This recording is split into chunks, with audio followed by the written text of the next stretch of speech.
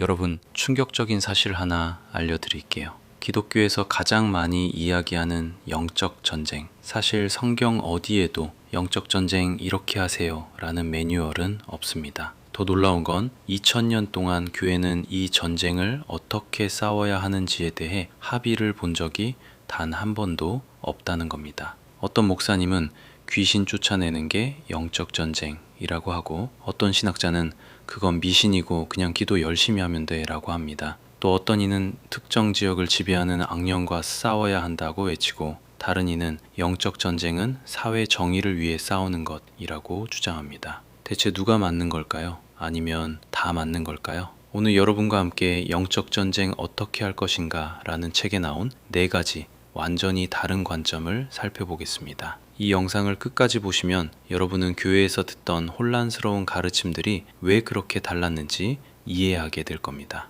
그리고 무엇보다 여러분 자신만의 균형 잡힌 답을 찾을 수 있을 겁니다. 자, 시작해 볼까요?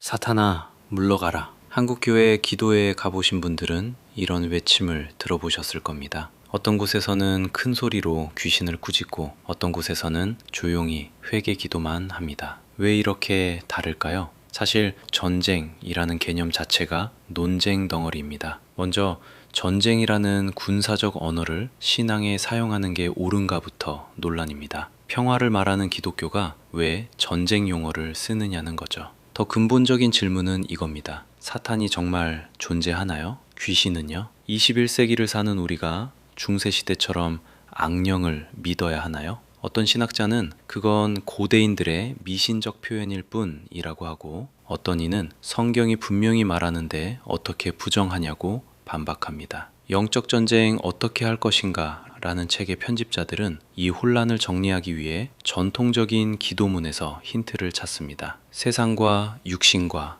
마귀의 모든 속임수로부터 구원하소서. 바로 이 3가지 적이 핵심입니다. 세상, 하나님을 거부하는 사회 구조와 문화; 육신, 우리 내면의 죄된 욕망; 마귀, 사탄과 악한 영적 세력. 4명의 학자는 각각 이 중 어디에 초점을 두느냐에 따라 완전히 다른 영적 전쟁론을 전개합니다. 그런데 흥미로운 건 이들이 모두 성경을 믿는 기독교 신학자라는 점입니다. 같은 성경을 읽고도 왜 이렇게 다른 결론에 도달할까요? 그 답을 찾기 위해 첫 번째 모델부터 살펴보겠습니다. 가장 파격적이고 논란의 여지가 많은 관점부터 시작해 볼까요? 귀신은 실제 존재가 아니다. 신학자 월터 윙크의 이 한마디는 보수 기독교계를 발칵 뒤집어 놓았습니다. 그는 정말 귀신이 없다고 주장한 걸까요? 정확히 말하면 윙크는 성경에 나오는 악한 영들을 뿔 달린 괴물이 아니라 부패한 사회 시스템의 영적 차원으로 해석합니다. 예를 들어 볼게요. 여러분이 대기업에 다닌다고 상상해 보세요. 그 회사에는 눈에 보이는 것들이 있죠. 건물, 직원, 규칙들. 그런데 그 회사에는 보이지 않는 기업 문화도 있습니다. 불법을 당연시하는 분위기, 약자를 착취하는 관행, 돈이면 다 되는 가치관. 윙크는 이것이 바로 성경이 말하는 악한 영이라고 합니다. 모든 조직은 외적인 구조와 내적인 정신을 가지고 있습니다. 정부, 경제체제, 심지어 교회도요.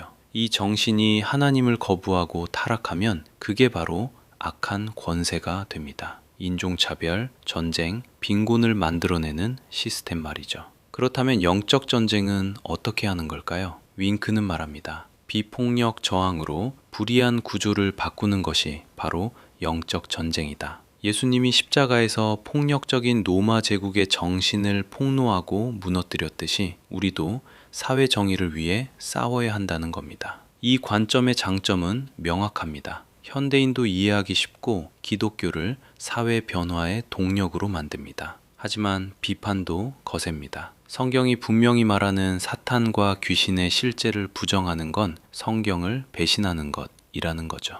그럼 정반대 입장은 뭘까요? 데이비드 포울리스는 귀신은 있지만 너무 신경 쓰지 마라 고 말합니다. 포울리스는 개혁주의 신학에 기반한 성경 상담가입니다. 그는 교회에서 벌어지는 과도한 행위, 신비로운 영적 전쟁 기법들을 보며 한숨을 쉽니다. 사람들이 영적 전쟁을 너무 복잡하게 만들고 있어요. 그의 핵심 메시지는 정상성입니다. 영적 전쟁은 특별한 게 아니라는 거죠. 매일 아침 성경 읽고 기도하고 죄를 회개하고 하나님을 예배하는 것. 그게 다입니다. 에베소서 6장에 나온 영적 전쟁의 무기가 뭔가요? 진리, 의, 복음, 믿음, 하나님의 말씀. 전부 일상적인 신앙생활의 요소들입니다. 포울리스는 사탄이 신자를 공격하는 주된 방법을 거짓말과 유혹으로 봅니다. 사탄은 우리 마음속 욕망을 자극합니다. 돈, 명예, 성적 쾌락, 인정받고 싶은 욕구. 그래서 진짜 싸워야 할 적은 마귀가 아니라 내 안의 육신이라는 겁니다. 상담가로서 그는 수많은 사람의 내면을 들여다봤습니다. 그들의 문제는 귀신 들린 게 아니라 마음의 우상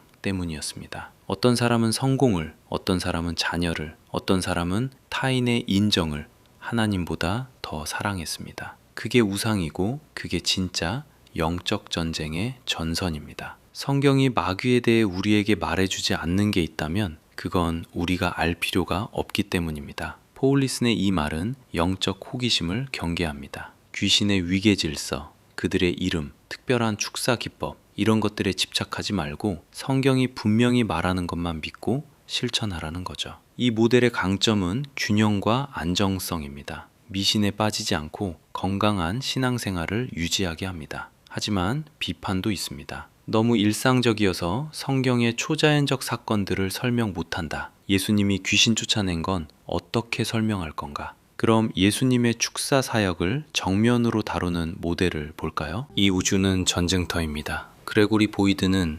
포울리슨과 정반대편에 섭니다. 그에게 영적 전쟁은 은유가 아니라 문자 그대로의 우주적 전쟁입니다. 보이드의 세계관은 이렇습니다. 태초에 하나님은 천사들과 인간에게 진정한 자유의지를 주셨습니다. 그런데 일부 천사들이 반역했습니다. 그들이 바로 사탄과 귀신들이죠. 이들은 하나님께 정면으로 도전하는 인격적 존재들입니다. 그럼 하나님이 왜 그들을 내버려 두시나요? 이 질문에 보이드는 자유의지 개념으로 답합니다. 진정한 사랑의 관계를 위해서는 선택의 자유가 필수적이고 그 자유에는 반역의 가능성도 포함된다는 겁니다. 세상의 악과 고통은 하나님의 계획이 아니라 자유의지를 오용한 영적 존재들의 반역 결과라는 거죠. 보이드는 복음서를 펼칩니다. 예수님의 사역을 보세요. 병 고치고 귀신 쫓아내고 억압받는 자들을 해방시키셨습니다. 요한일서 3장 8절이 뭐라고 하나요? 하나님의 아들이 나타나신 것은 마귀의 일을 멸하려 하심이라. 예수님의 핵심 사명 자체가 영적 전쟁이었다는 겁니다. 그렇다면 우리는 어떻게 이 전쟁에 참여할까요? 보이드는 지상적 수준의 구출을 강조합니다. 즉, 귀신에게 억압받는 개인들을 예수님의 이름으로 자유롭게 하는 겁니다. 축사 사역이죠. 하지만 보이드의 축사는 할리우드 영화와 다릅니다. 그는 귀신이 사람의 의지와 무관하게 침투하는 게 아니라 죄나 상처, 오컬트 접촉 등을 통해 생긴 발판을 통해 역사한다고 봅니다. 그래서 축사 후에는 반드시 그리스도 안에서 정체성을 회복하고 사랑과 섬김의 삶을 살아야 합니다. 흥미로운 건 보이드가 평화주의자라는 점입니다. 영적 전쟁을 강조하지만 물리적 폭력은 절대 반대합니다. 진정한 승리는 예수님처럼 희생적 사랑을 통해 이룬다는 거죠. 이 모델은 복음서의 초자연적 사건들을 진지하게 받아들입니다. 하지만 그의 열린 유신론은 논란입니다. 하나님도 미래를 모른다는 이 신학은 전통적 기독교에서 이단 취급받기도 하거든요. 그런데 여기서 끝이 아닙니다. 보이드보다 훨씬 더 공격적인 모델이 남아 있습니다. 서울을 지배하는 악령의 이름은 무엇인가? 이 질문이 이상하게 들리나요? 피터 와그너에게는 지극히 당연한 질문입니다. 와그너는 플러 신학교의 선교학 교수였습니다. 전 세계 선교 현장을 다니며 그는 한 가지 패턴을 발견했습니다. 특정 지역은 아무리 전도해도 사람들이 복음을 받아들이지 않는다는 겁니다. 왜일까요? 와그너는 답을 찾았습니다. 그 지역을 지배하는 고위급 악령 때문이라고요. 와그너의 이론은 이렇습니다. 사탄의 왕국은 군대처럼 조직되어 있습니다. 최고 사령관 국가를 담당하는 장군급 악령들이 있고 그 아래 도시를 관할하는 악령들이 있습니다. 다니엘서 10장에 나오는 바사군주가 그 예입니다. 이 지역의 영들은 그 지역의 정치, 경제, 문화를 타락시켜 하나님을 대적합니다. 그래서 선교가 안 되는 겁니다. 해결책은요, 전략적 수준의 영적 전쟁입니다. 먼저 영적 지도 그리기를 합니다. 그 지역의 역사를 조사합니다. 과거에 어떤 우상을 숭배했나, 어떤 범죄가 많이 일어났나, 어디에 이상한 건물이나 조형물이 있나, 이런 정보로 그 지역을 지배하는 악령의 정체를 파악합니다. 다음은 기도 걷기입니다. 중보기도팀이 그 지역을 직접 걸으며 기도합니다. 때로는 공개 장소에서 큰 소리로 악령을 꾸짖고 하나님의 통치를 선포합니다. 예언적 선포죠. 와그너는 나중에 신사도 개혁 운동을 시작합니다. 현대 교회에 사도와 선지자가 회복되어야 한다는 주장이었습니다. 영적 전쟁은 단순히 사탄과의 싸움이 아니라 아담이 잃어버린 세상에 대한 통치권을 되찾는 과정이라고 봤습니다. 이 모델은 선교 열정과 기도를 강조한다는 장점이 있습니다. 실제로 일부 선교지에서 효과를 봤다는 간증도 있습니다. 하지만 비판이 폭풍처럼 쏟아졌습니다. 성경적 근거가 너무 약하다. 샤머니즘이나 정령신앙과 뭐가 다르냐. 기독교를 신비주의 기법으로 변질시켰다. 심지어 보수 복음주의자들은 이단에 가깝다고 평가하기도 합니다. 자, 이제 4가지 모델을 다 봤습니다. 머리가 복잡해지시죠? 월터 윙크는 영적 전쟁은 사회 구조와의 싸움이라고 하고, 데이비드 포울리스는 일상의 경건이 전부라고 하고, 그레고리 보이드는 귀신 쫓아내는 게 핵심이라고 하고, 피터 와그너는 지역의 영과 싸워야 한다고 합니다. 대체 누가 맞는 걸까요? 흥미롭게도 이 4사람 모두 성경을 믿는 기독교 신학자들입니다. 같은 성경, 같은 예수님을 믿는데 왜 이렇게 다를까요? 차이의 핵심은 사탄을 어떻게 이해하느냐입니다. 윙크는 사탄을 문자적 존재가 아니라 악한 시스템의 상징으로 봅니다. 포울리스는 사탄의 실제를 인정하지만 그의 공격을 주로 심리적 유혹으로 봅니다. 보이드는 사탄을 하나님께 정면 도전하는 우주적 반역자로 봅니다. 와그너는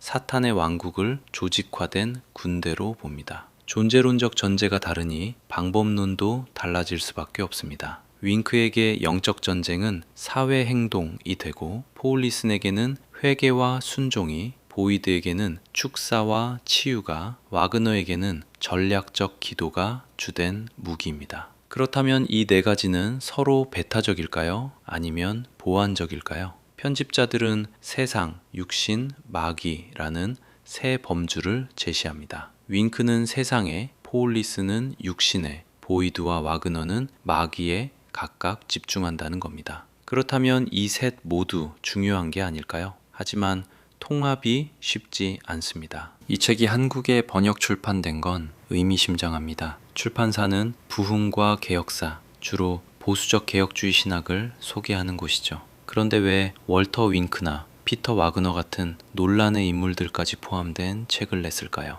한국 교회의 영적 전쟁 담론이 혼란스러웠기 때문입니다. 한국은 독특합니다. 샤머니즘 전통이 강한 문화에 기독교가 들어왔습니다. 그래서 한국 교회는 영적 전쟁을 매우 체험적이고 현상 중심적으로 다뤄왔습니다. 기도원 문화, 철야 기도, 방언과 축사가 일상적이었죠. 1990년대에 피터 와그너의 전략적 모델이 들어왔습니다. 일부 기도운동과 선교단체가 열광했습니다. 우리도 지역의 영과 싸워야 한다. 영적 지도 그리기, 기도 걷기가 유행했습니다. 하지만 문제가 생겼습니다. 과도한 축사 행위, 비성경적인 선포기도, 심지어 폭력적인 행태까지 나타났습니다. 일부는 이단 논란에 휘말렸습니다. 반대편에서는 반발이 일었습니다. 보수적 개혁주의 교회들은 이건 미신이다 라며 영적 전쟁 자체를 거의 언급하지 않았습니다. 그저 개인의 경건 생활 정도로만 이해했죠. 결과적으로 한국 교회는 두 극단으로 나뉘었습니다. 한쪽은 지나치게 신비주의적이고 다른 쪽은 지나치게 이성주의적입니다. 이런 상황에서 이 책은 중요한 역할을 합니다. 4가지 관점을 객관적으로 소개하고 각각의 강점과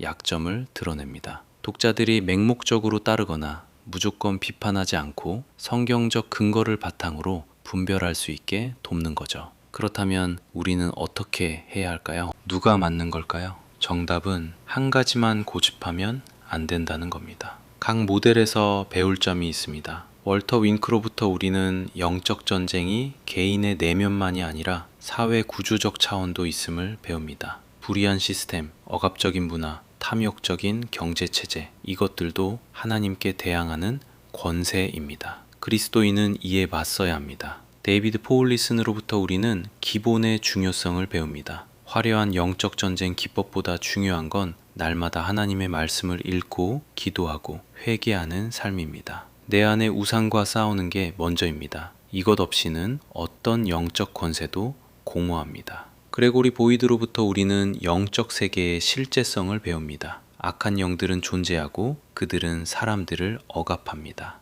예수님의 이름으로 그들을 대적하고 사로잡힌 자들에게 자유를 선포하는 사역은 여전히 필요합니다. 피터 와그너로부터 우리는 선교적 열정과 기도의 능력을 배웁니다. 세상을 위해 간절히 기도하고 복음 전파를 위해 헌신하는 그 마음은 귀합니다. 다만 방법론이 성경의 명백한 한계를 넘어서지 않도록 조심해야 합니다. 가장 중요한 진리는 이겁니다. 영적 전쟁은 이미 승리한 전쟁입니다. 예수 그리스도의 십자가와 부활로 사탄은 이미 패배했습니다. 콜로새서 2장 15절. 통치자들과 권세들을 무력화하여 드러내어 구경거리로 삼으시고 십자가로 그들을 이기셨느니라. 벌벌에 이미 이긴 전쟁에서 싸우는 겁니다. 승리는 확정되었고 우리는 그 승리를 누리며 선포하는 증인들입니다. 그러니 두려워하지 마세요. 사탄을 과대평가하지도 과소평가하지도 마세요. 극단으로 치우치지 말고 성경에 근거한 균형을 찾으세요.